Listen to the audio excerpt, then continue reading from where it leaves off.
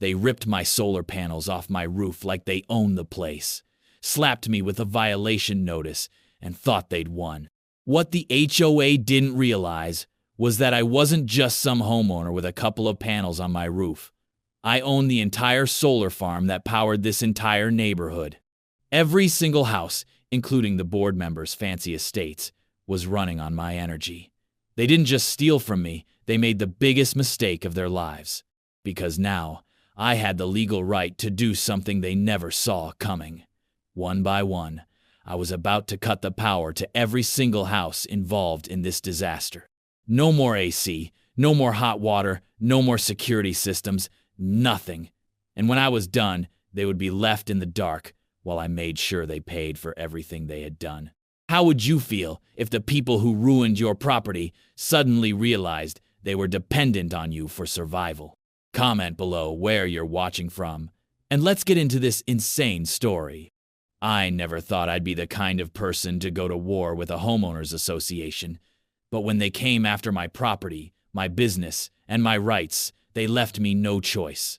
My name is Daniel, and I've spent the last 15 years in renewable energy, specifically solar power. Unlike most homeowners who put a few panels on their roofs to save on their electric bills, I took things to a much larger scale. A few years back, I bought a large plot of land on the outskirts of town and developed a solar farm, which eventually became one of the main power suppliers for this entire community. Through legally binding agreements with the local power company and private contracts, my solar grid provided energy for nearly every home in the HOA. Even the HOA's office itself ran on power supplied by my solar farm. For years, it was a seamless operation, one that not only allowed homeowners to enjoy clean, renewable energy at a lower cost, but also turned a solid profit for me. Everything worked well, until the HOA decided they had a problem with it. The first sign of trouble came in the form of complaints about my rooftop solar panels. While my farm was the primary power source, I still kept panels on my own house as a backup and as a small test site for new technology. One day, I received a notice from the HOA stating that my panels were an eyesore and not in line with community aesthetic standards. I laughed at the absurdity of it. My house was modern, sleek, and professionally designed with the panels fully integrated into the architecture. There were other homes in the neighborhood with far worse curb appeal, but they didn't seem to be an issue. It wasn't just about looks. I knew this was personal. I had butted heads with the HOA before, particularly with the president, Greg Thompson, a smug, power-hungry man who believed he had absolute control over the neighborhood. Greg and I had clashed over energy policies when he first took office, as he wanted the HOA to negotiate its own electricity deal with a major utility company, something that would have made them dependent on overpriced, fossil fuel-based energy instead of my affordable solar. At the time, he backed down because my contracts were ironclad, but now he had found another way to attack me. I ignored the warning at first, assuming it was just a bluff, but Greg and his cronies weren't playing games. While I was away on a business trip, they acted. I returned home to find a horrifying sight. My roof was stripped bare, my solar panels gone, and my property vandalized.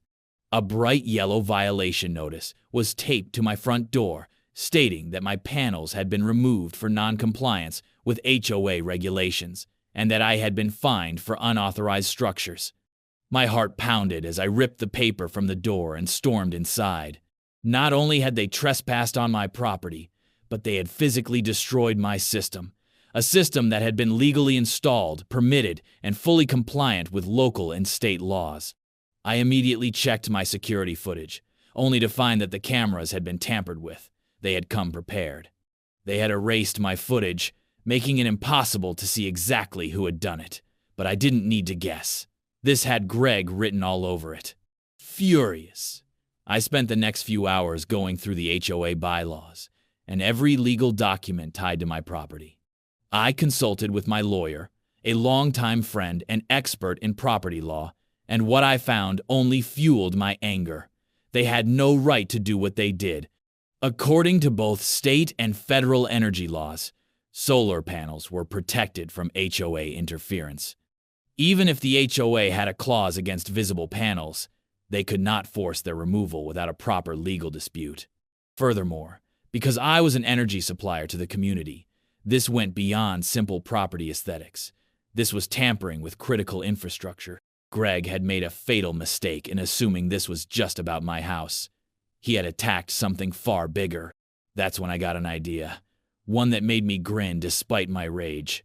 If they wanted to play dirty, then I was about to show them what real power looked like. Literal power. What Greg and his followers didn't realize was that my solar farm wasn't just an independent system tucked away in some forgotten field. It was the heart of their entire neighborhood's power supply. Every single home in the HOA, every air conditioner, every refrigerator, every light switch was running because of me. And if they thought they could destroy my property without consequences, then they were about to experience what it felt like to live in the dark. I spent the next 2 days meticulously going through my power distribution contracts. My lawyer confirmed what I already suspected. I had full legal control over where my energy was distributed. The HOA had no ownership stake in my power supply, nor did they have any claim to dictate how I ran my business. I wasn't obligated to provide them electricity, and with the destruction of my property, I now had the perfect legal justification to shut off power to specific households. I wasn't going to punish the entire neighborhood, only the ones responsible for this disaster. Greg, the board members who had backed him, and anyone else who had voted for this were about to learn what it felt like to lose everything overnight. Before taking action, I did everything by the book. I didn't want them to have any loopholes or counters to my move. I filed legal paperwork detailing the breach of contract on their part, showing that they had knowingly tampered with an essential power supply. My lawyer helped me draft and send out official notices to every home that was about to be affected, explaining that, due to unauthorized damage to private energy systems, their electricity would be cut off, unless damages were compensated. Legally, I was covered. I had the right to suspend service to any client who interfered with the integrity of the system, which they had done by forcefully removing my panels. The best part? The power company which handled the final distribution of my energy was on my side. I had been a reliable partner for years, and when I explained what had happened, they had no problem backing my decision to cut the affected homes off from the grid. They respected private contracts, and since the HOA had broken theirs with me, they had no grounds to demand continued service. This wasn't revenge. It was justice. It was accountability. Greg and his followers thought they were untouchable, but they were about to find out exactly how dependent they were on the man they tried to screw over. The plan was in motion. The legal groundwork was solid. All that was left to do was flip the switch. Greg and his supporters had played their hand, and now it was my turn. As I finalized the last of the paperwork, I couldn't help but smirk. They thought they could bully me into submission, but they had forgotten one simple fact. You don't bite the hand that powers your entire world. Tomorrow, their homes would go dark. They just didn't know it yet. I wasn't going to rush into this without knowing exactly who had signed off on the attack against me. If I was going to strike back, I needed precision. I needed names. I needed to make sure that the right people felt the full weight of their mistake. The first step was finding out exactly who had voted for the removal of my solar panels. HOA meetings weren't exactly easy to get into, especially since I had already been labeled as a problem homeowner, but that didn't mean I was without options. Instead of showing up as myself, I decided to blend in. The meeting was held in the community clubhouse, a place I normally avoided because it was Greg's little kingdom. But that night, I dressed down, threw on a baseball cap, and walked in like I belonged there. Most of the attendees were older residents, people who didn't care about HOA politics but still showed up because they were afraid of what would happen if they didn't. I took a seat near the back, kept my head low, and listened. Greg was already in the middle of speaking when I arrived, standing at the front like he was some kind of ruler addressing his subjects. "We made the right call," he was saying, his voice thick with arrogance. The removal of the panels was necessary for the aesthetic integrity of the neighborhood. Some people might be unhappy, but the fact is, this was a community decision. I clenched my fists. A community decision? Hardly. From the murmurs around the room, I could already tell that a good number of people hadn't even known about the vote. One woman, sitting 2 rows ahead of me, raised her hand hesitantly. I don't remember ever voting on that, she said. Greg flashed her a condescending smile. Well, the board voted on behalf of the community. That's how this works, Mrs. Jenkins. We represent the interests of the whole neighborhood. I saw the way her face twisted in discomfort. She didn't look convinced, and she wasn't the only one. More whispers broke out around me, and I quickly realized the truth. Not everyone had been on board with the decision. This wasn't a unanimous vote, as Greg was pretending it was. The board had strong-armed the decision through, likely without even telling most homeowners until it was too late. I needed to get more details. Quietly, I slipped out of my chair and moved toward the side of the room, standing near the refreshments table, where 2 men were chatting in hushed voices. I kept my head down, pretending to browse the drink selection while I eavesdropped. "He's gonna be pissed," one of them muttered. "I don't know why we didn't just fine him like normal. Tearing down someone's solar panels? That's crazy," the other man, a taller guy with gray hair, let out a bitter chuckle. "You think Greg cares? He wanted a reason to make an example out of him. He's been waiting for this." "Yeah, but still, he supplies the whole damn neighborhood with power. If he wanted to, he could." The man cut himself off as he noticed me standing there. I gave him a friendly nod, grabbed a bottle of water, and walked away before either of them could get suspicious. That was all the confirmation I needed. Greg had orchestrated this personally. He had pushed the board into approving the removal, but not everyone had been comfortable with it. Some had been afraid to speak up. Others had likely been misled. That meant I had to be careful about my next move. I wasn't going to punish the entire neighborhood. I was only going after the ones who had been actively involved, the ones who thought they could get away with this. I spent the next 2 days compiling a list. Through a mix of information gathering, casual conversations, and some very useful contacts, I was able to confirm the identities of every board member who had supported the decision. Greg, obviously, was at the top of the list, followed closely by his right-hand man, the treasurer, Robert Fields. Then there was Linda Brooks, the HOA secretary, and Mark Simmons, the so-called community liaison, who had done most of the fear-mongering to keep people from protesting the decision. In total, I had 12 names. 12 people who had directly supported, voted for, or assisted in the destruction of my property. 12 homes that were about to experience what it felt like to lose something important. Before I made my move, I had to ensure that everything was legally airtight. My lawyer was already working on the case, preparing to sue the HOA for the illegal removal, but in the meantime, I needed to make sure that cutting off their power was completely within my rights. I double-checked my energy contracts, confirming that I had full control over the distribution. There were no loopholes, no fine print that could be used against me. If a customer, whether it was a private resident or an HOA, violated the terms of their contract, I had every legal right to terminate service. It was no different from a power company shutting off electricity for non-payment. I wasn't breaking any laws. They had. With the paperwork filed and the legal groundwork secured, I sent out official disconnection notices to the 12 homes involved. The letters were professionally worded, detailing how their participation in the unlawful removal of my property had resulted in a breach of contract. Effective immediately, they would no longer be receiving energy from my solar farm, and they would need to make alternate arrangements with a traditional power provider. There were no threats, no dramatics, just pure, undeniable legal facts. I made sure that the letters were sent through certified mail, so there would be no way for them to claim they hadn't been warned. With the notices sent, I turned my attention to executing the blackout. The way my system was set up, I had the ability to control which homes received power and which didn't. My infrastructure had been designed with flexibility in mind, and while I had never needed to use that particular function before, it was time to put it to work. I programmed the cutoff schedule carefully. It wouldn't be immediate, it would be gradual.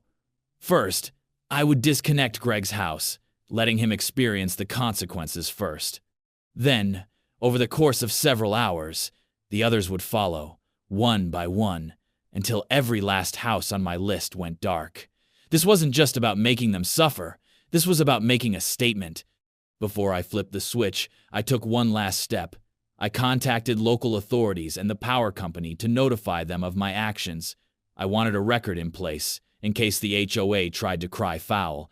I informed them that due to contract violations, I was legally terminating service to a select number of households, and that they might receive complaints from the affected residents. The response was exactly what I expected. The power company didn't care. They operated on strict legal agreements, and as long as I wasn't breaking any regulations, they had no reason to intervene. The authorities, on the other hand, were very interested in the HOA's actions. The officer I spoke with even commented that this wasn't the first time complaints had been filed against Greg and his board. That little piece of information gave me even more confidence. Everything was ready. My plan was set. Greg and his followers had played their hand, believing they were untouchable, but they had forgotten one thing. I was the one who kept the lights on. And now, it was time for them to learn what life was like without power. The next morning, I flipped the first switch. Greg's house went dark. At precisely midnight, I sat in my home office, fingers hovering over the control panel of my energy management system. The moment had finally arrived. All the paperwork had been filed, every legal step had been taken, and now it was time to show the HOA exactly what it felt like to have something they depended on ripped away from them without notice. They thought they could strip me of my solar panels and go about their lives as if nothing had happened, but tonight I was about to make sure they felt the consequences of their actions in a way they would never forget. I took a deep breath, double-checked my system logs, and with a click of my mouse, I flipped the first switch. Greg's house went dark instantly. The HOA president, the man who had orchestrated this entire mess, was the first to experience what it felt like to be powerless. His oversized house, normally glowing with excessive outdoor lighting, went pitch black in an instant. The security cameras around his property flickered off, his expensive landscaping lights died, and inside, his smart home system collapsed in real time.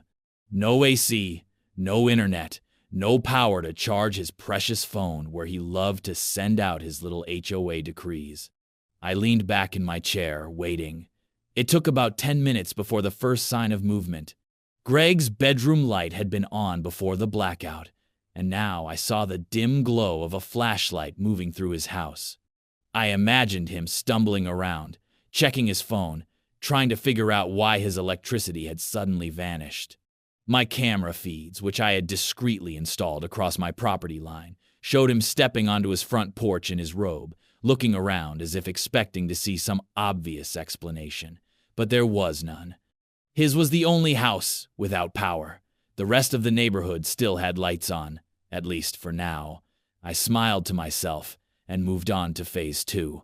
One by one, I flipped the switches on every house that had played a role in voting for my panel removal. Robert Fields, the treasurer, was next. His house sat just 2 streets over, and I knew from my records that he had a massive wine cellar that required constant climate control. Not anymore. Click, his house went black. Linda Brooks, the HOA secretary, lived in a townhouse closer to the main road, and while she didn't have as large of a property, she was one of the loudest voices in pushing for my panels to be removed. Click, she went dark too. One by one, I worked my way down the list, cutting power in a staggered manner to avoid immediate suspicion. By 1:30 a.m., every single house on my list was dead. Confusion spread fast. My phone lit up with notifications as the HOA's private forum exploded with complaints. The first post came from Greg himself. "Anyone else just lose power? My house went completely dark, but the rest of the street is fine. WTF?" Replies started rolling in almost instantly. Wait, I just lost power too. What the hell is going on? Mine just went out too. Did we blow a transformer or something? Same here, but my neighbor's lights are still on. Okay, this is weird. I'm fine, but 2 doors down it's completely dark. The pattern was too obvious to ignore. These weren't random blackouts. These were targeted, but none of them knew why, and that was the best part. I could feel their paranoia setting in. They started calling electricians, but of course, none of them could fix the problem. The energy supply had been cut from the source, and the only way they were getting it back was if they crawled to me and begged. Not that I would restore it just yet. They had to suffer first. By 2:30 a.m., the chaos was fully underway. Greg, Robert, and a few other board members had started knocking on their neighbors' doors, waking people up to ask if they were having outages too. People were irritated, confused, and half asleep, but the unaffected homeowners started to realize something was strange. One of the residents, Sarah Jenkins, posted, "Okay, am I crazy, or is every single house that just lost power owned by someone on the HOA board?" I grinned. The pieces were falling into place. By 3 a.m., Greg had given up trying to figure things out on his own and had started making phone calls. First, he tried the power company. I knew this because I had alerts set up with them, and they notified me of an incoming inquiry from Greg Thompson's address. The response from the power company was exactly what I had expected. Power company representative: "Sir, your home isn't on our grid. You receive energy through a private supplier. You'll need to contact them directly." Greg had no idea who the private supplier was. His next call? The HOA lawyer. I assumed he was trying to figure out if there was some sort of loophole he could use to force me to restore power. Of course, there wasn't one. The lawyer couldn't help him, and by 4 a.m., Greg was absolutely losing his mind. He started calling the other board members, trying to piece things together. By 5 a.m., people were really suffering. With no air conditioning, homes were sweltering. The food in their refrigerators was starting to go bad. Some board members who had medical devices requiring power were now panicking. They had finally reached the stage where they were desperate, and desperate people make stupid mistakes. At 6 a.m., the HOA sent out an emergency email to all residents. I read it with amusement. Subject: Urgent HOA power failure. Please read. Dear residents, we are experiencing a sudden and unexplained power failure affecting select homes within our community. We are actively investigating the cause and working on a solution. If you are impacted, please remain patient as we coordinate with energy providers to restore service as quickly as possible. The email was completely useless, but the best part? They had no idea what to do. The entire HOA leadership was stumbling in the dark, both literally and figuratively. I made myself a fresh cup of coffee, sat back on my fully powered porch, and watched the disaster unfold. My house was untouched, bright, air-conditioned, and peaceful.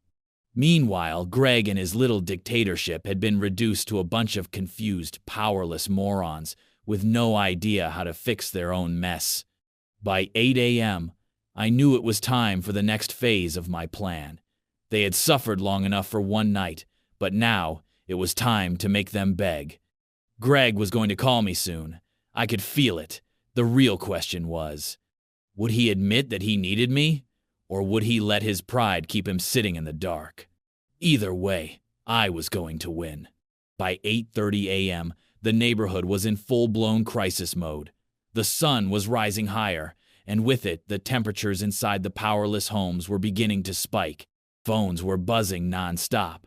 The HOA's private forum was flooded with complaints, and the few board members who still had cell service were being bombarded with angry calls from homeowners demanding answers. I sat on my fully powered porch, sipping my coffee, watching as Greg and his HOA cronies scrambled like ants in a burning nest.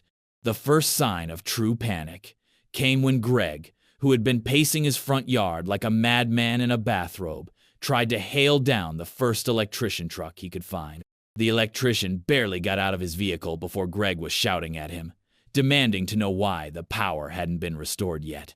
I couldn't hear the exact words, but I saw the electrician shake his head, gesture toward the electrical poles, then point directly at my house. I already knew what he was saying. This isn't a normal power failure. The source has been cut. And that source? The guy across the street sitting in a lounge chair watching you lose your mind. Greg stormed off, red-faced and livid, his phone already pressed to his ear. I knew exactly who he was calling. My phone vibrated on the table next to me. I let it ring, then ring again, then again. Finally, on the fourth call, I picked up. Greg, what a surprise. I kept my tone light, amused. I could practically hear his blood pressure spiking. What's going on? His voice was a mix of desperation and barely restrained rage. You know damn well what's going on, Daniel. My house, no, half the damn neighborhood has no power, and the electricians are telling me you're responsible for this. I feigned confusion. Me? That's strange, Greg. I don't recall having any contracts to supply your power anymore. I paused for effect. Oh, wait. I do recall one thing, actually. Didn't you and your little HOA henchman forcibly remove my solar panels last week? Something about them being an eyesore? Silence. I could hear his teeth grinding. I let the silence stretch, enjoying every second of it. Greg finally snapped. Cut the crap, Daniel! You cut our power! This is illegal! You can't just… Actually, I can. I cut him off, my voice suddenly sharp. See, Greg, what you failed to understand is that I wasn't just some guy with a few solar panels on my roof. I was your energy provider. You had a contract with me, a legally binding agreement. You broke that agreement the moment you destroyed my property, so I exercised my right to terminate service. You don't like it? Tough. Maybe next time, don't mess with the guy keeping your lights on. He was breathing heavily, trying to control his anger, but I wasn't done yet. Oh, and before you even try to bring in your HOA lawyers, I added, I already filed all the necessary paperwork. The power company backs my decision, and there's not a damn thing you can do about it. Greg completely lost it. You think this is funny, Daniel? People have medical equipment in these houses. Kids, elderly residents. You're putting lives at risk. That was the moment I knew he was scared. Because he wasn't just worried about his own house anymore. He realized the HOA was on the verge of a total meltdown. I leaned forward, my tone turning cold. Greg, spare me the fake concern. You didn't give a damn about my property or my rights when you had my solar panels torn down. You didn't think about the consequences when you screwed me over. And now, you're learning a lesson. Actions have consequences. And if you want power back, you and the board are going to have to answer for what you did. I hung up. What happened next was pure chaos. The HOA meeting that morning was a disaster. Furious homeowners, many of whom had no idea about the decision to remove my solar panels, were showing up in droves, demanding answers.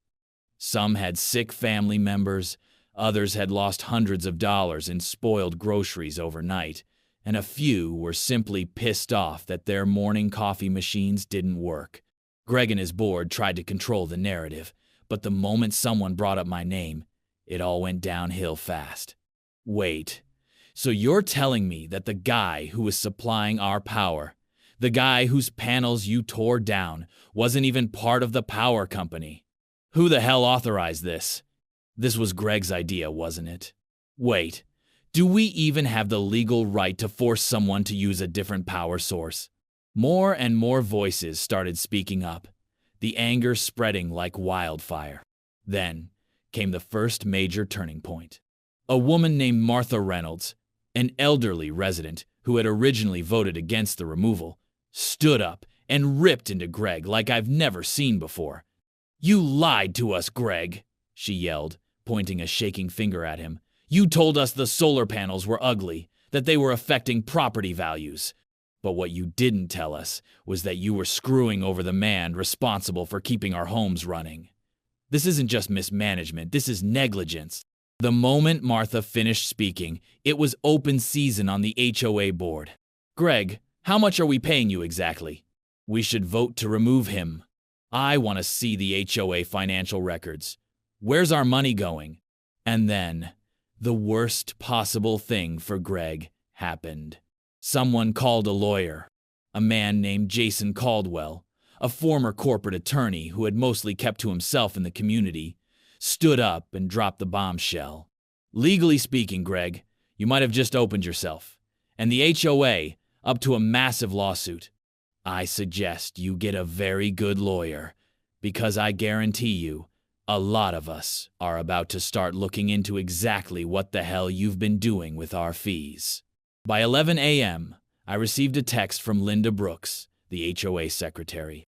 Linda, Daniel, we need to talk. The board is in serious trouble. People are threatening to sue.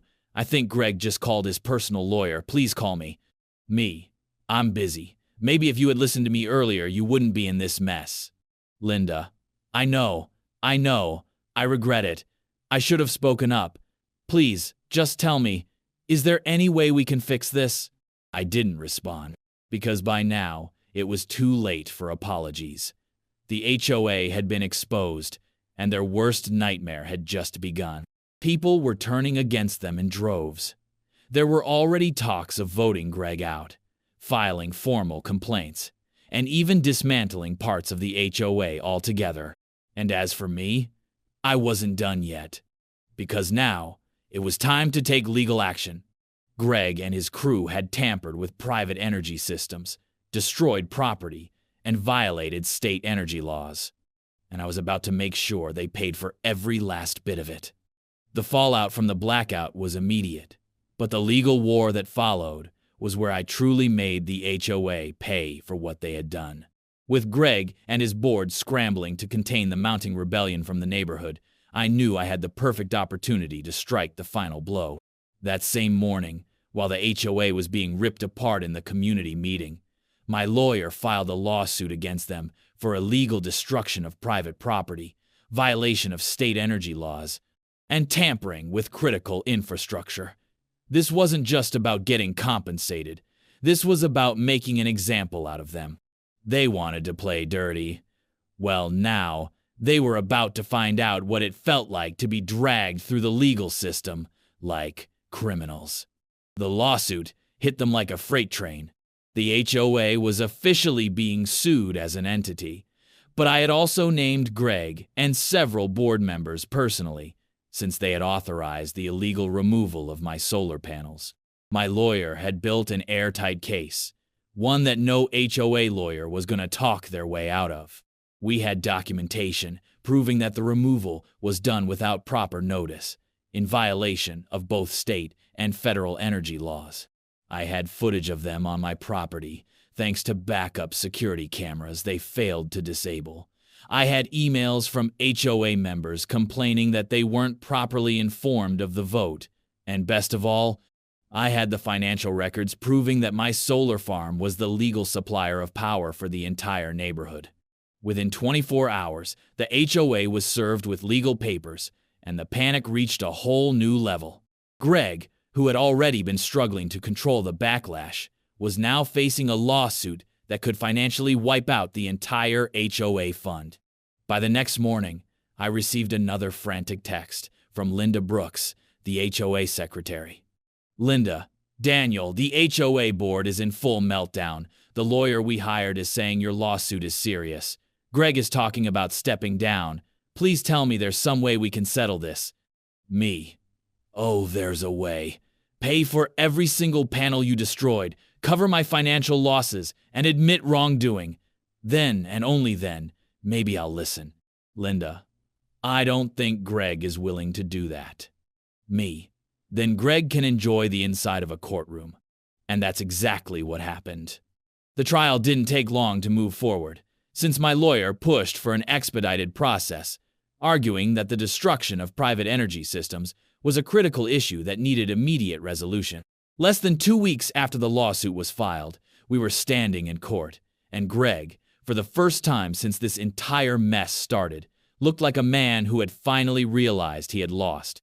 In front of a packed courtroom, my lawyer laid everything out, presenting undeniable proof that the HOA had acted illegally. We showed the footage of the removal crew destroying my panels. We provided financial records showing the revenue losses from my solar farm. And most importantly, we cited state and federal energy laws that explicitly made it illegal for HOAs to interfere with independent power suppliers.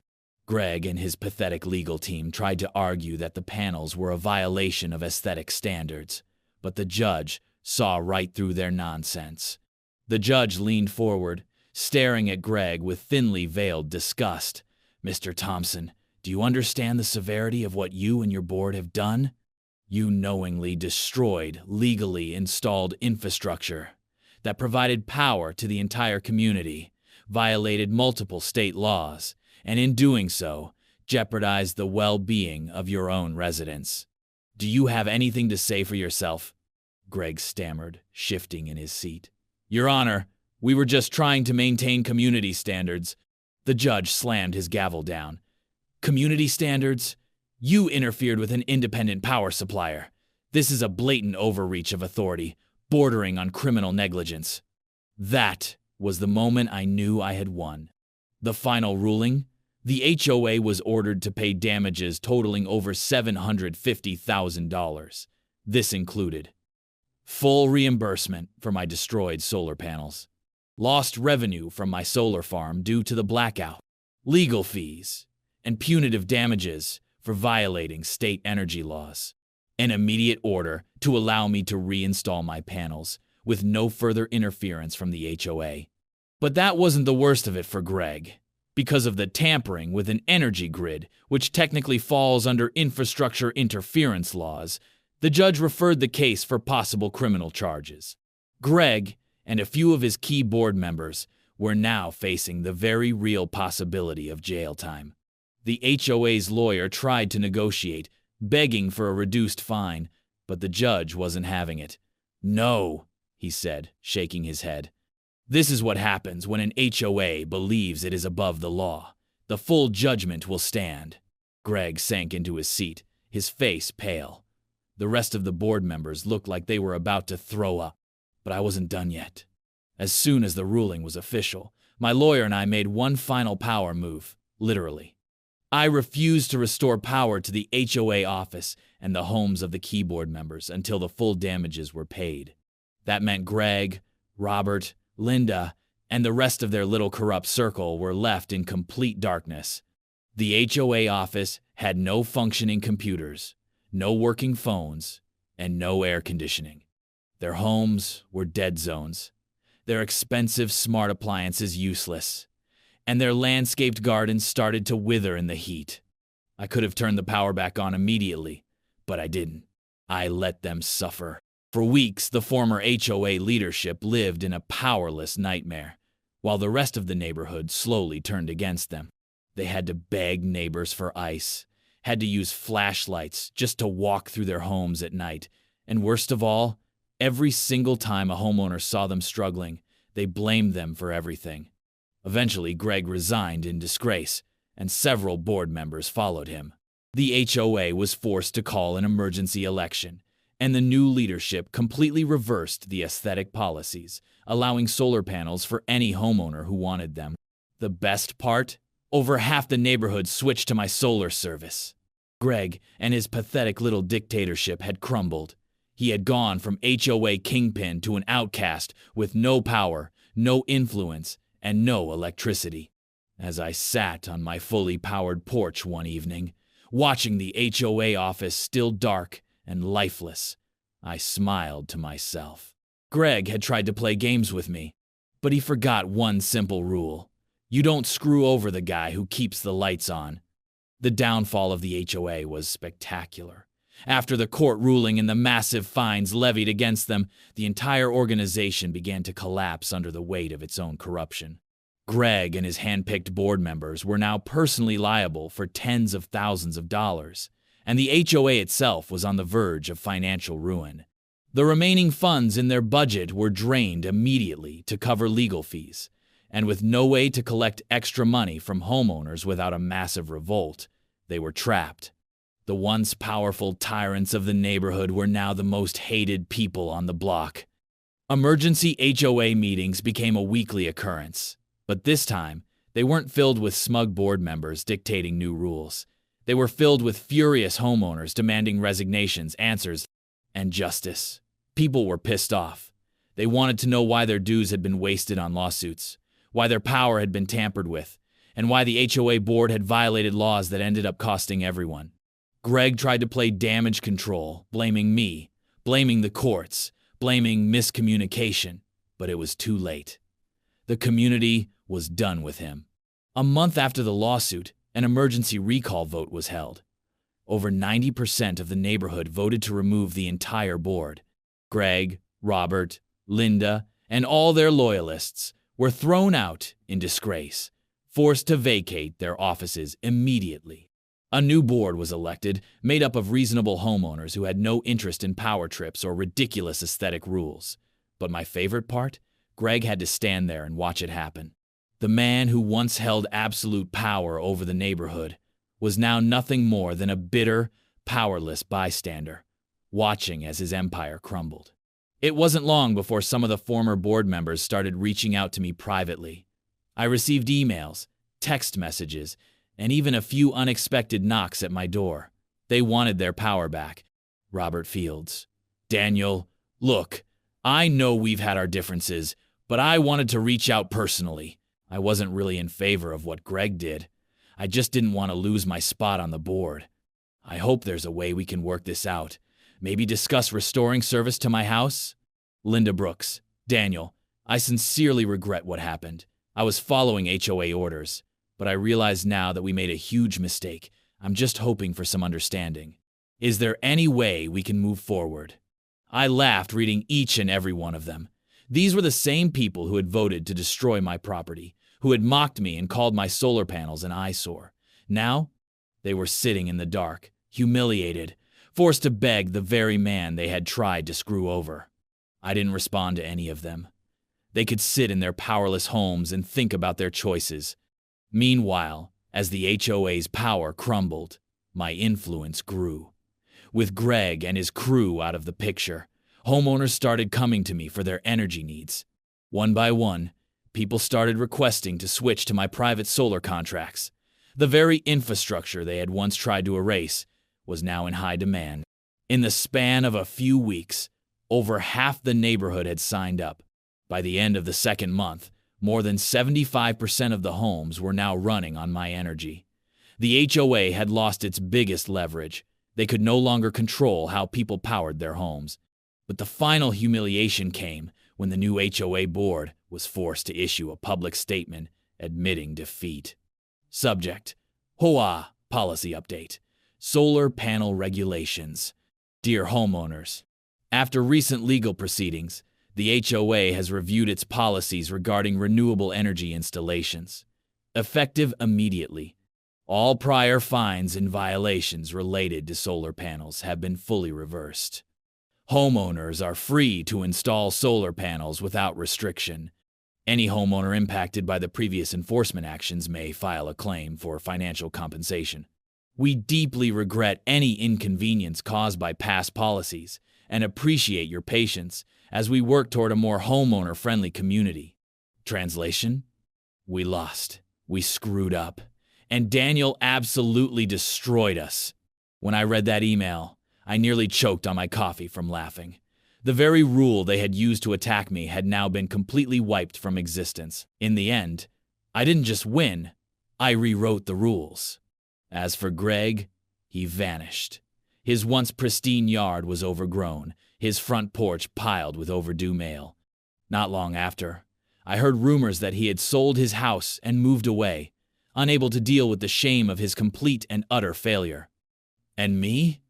I sat on my fully powered porch, my house running perfectly, my solar panels gleaming in the sunlight as I watched the HOA crumble into nothing. Greg and his corrupt little regime had learned a brutal lesson. You don't screw over the guy who powers your entire neighborhood. And in the end, the only ones left in the dark were the ones who had tried to mess with me.